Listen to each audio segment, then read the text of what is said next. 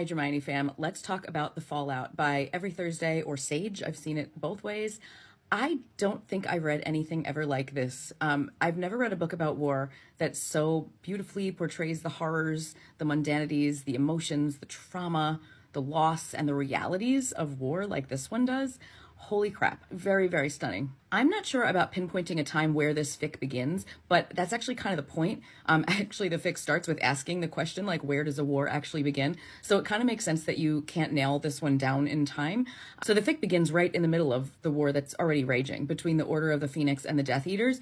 Voldemort is still in power at the head of the Death Eaters, and on the Phoenix side, Moody, Lupin, and Harry are leading efforts to find the Horcruxes and eradicate Death Eaters. But we really don't know much about what any of them at that high level are doing, because this story is literally told from the trenches. We don't get Hermione fighting Dolohov or Lucius or Fenrir Greyback. These are young Phoenix Aurors fighting young Death Eaters. The word boy and girl are used really often to kind of drive home how much of the war and the loss is carried by like the youngest, most lowly fighters.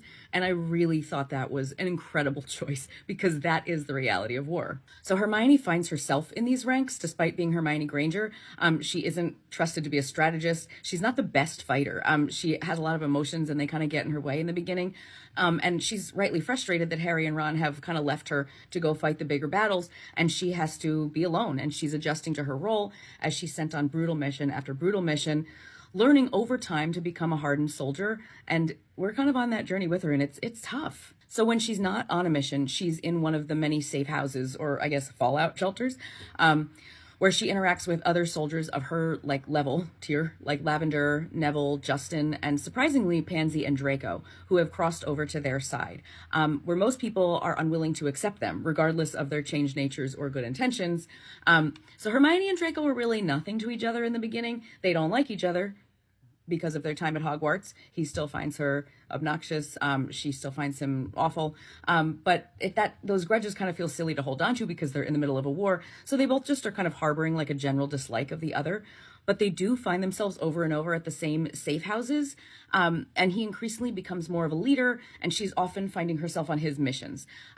So their dislike turns into disputes, into annoyances, into banter, and finally into a physical relationship that feels more cathartic and like release oriented more than anything else at first. But over the 6 years of the war that follows, they begin to mean more and more to each other. It's a dangerous thing when you never know if you or anyone around you will return from a mission. So this fic is a long one. She thick.